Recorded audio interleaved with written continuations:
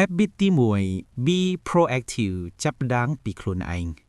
សួស្តីអ្នកទាំងអស់គ្នាថ្ងៃនេះខ្ញុំចង់និយាយអំពីទម្លាប់ដំបូងបំផុតពីសៀវភៅ The 7 Habits of Highly Effective People នោះគឺ Be proactive ឬចាប់ផ្ដើមពីខ្លួនឯងមានន័យថាត្រូវកុំរងចាំឲ្យអ្វីៗកើតឡើងសិនទើបធ្វើតែជាមនុស្សដែលចាប់ផ្ដើមសកម្មភាពមុនឧទាហរណ៍ណាប្រសិនបើអ្នកចង់ឲ្យជីវិតប្រសើរឡើង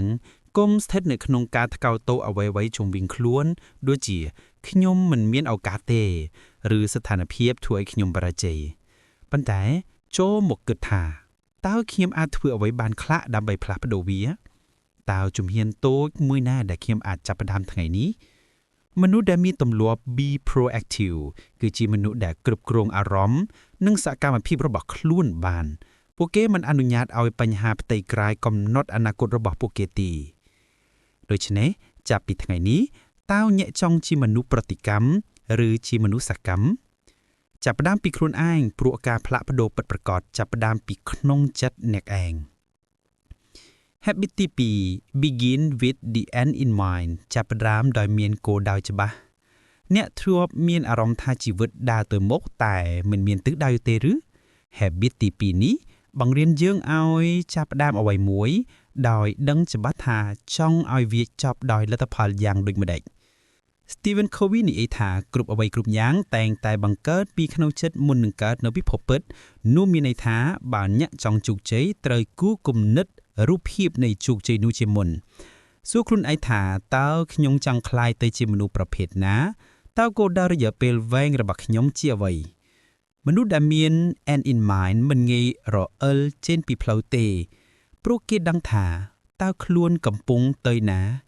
ចាប់ផ្ដើមសរសេរក្តីស្រមៃរបស់អ្នកថ្ងៃនេះហើយធ្វើឲ្យជីវិតដើរតាមគោលដៅនោះ Habit ទី3 Put first things first ធ្វើអ្វីសំខាន់ជាមុន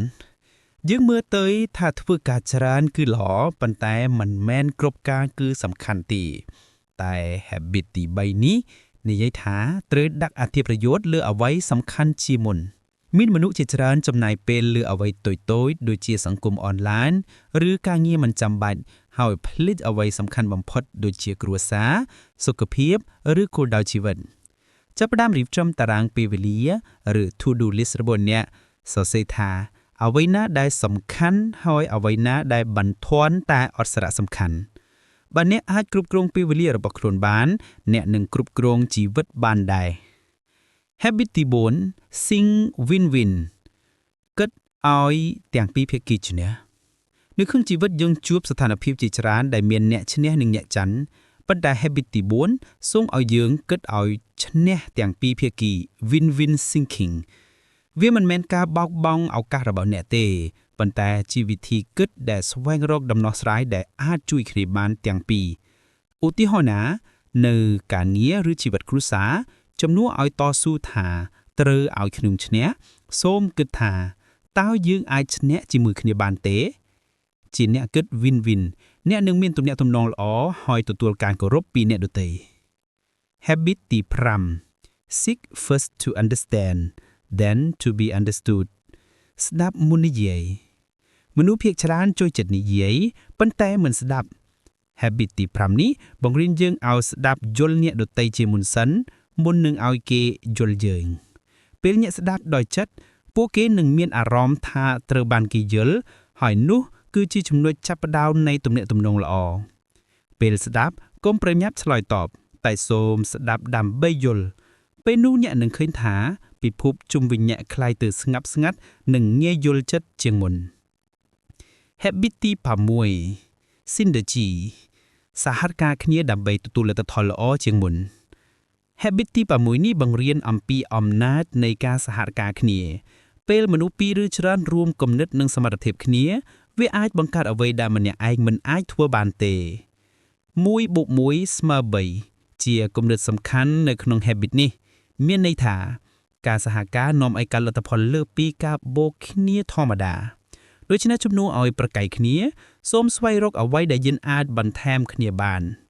ពេលគេឃើញសមត្ថភាពអ្នកនៅក្នុងក្រុមអ្នកនឹងក្លាយទៅជាអ្នកដឹកនាំដោយស្វ័យប្រវត្តិ Habit ទី7 sharpen the saw បន្តអភិវឌ្ឍខ្លួនឯងជានិច្ច habit ចុងក្រោយនេះគឺជាចំណុចសំខាន់បំផុតអភិវឌ្ឍខ្លួនឯងជាបន្តបន្ទាប់ Stephen Covey ប្រើពាក្យថា sharpen the saw មានន័យថាកំប្រើរនួតសម្រាប់កាប់ឈើជានិច្ចដោយមិនលីឡាប់ស្លាប់វាជីវិតក៏ដូចគ្នាបើអ្នកធ្វើការខ្លាំងតែមិនមានពេលសម្រាកឬរៀនអ្វីថ្មីៗអ្នកនឹងនឿយហត់ហើយអសកម្ម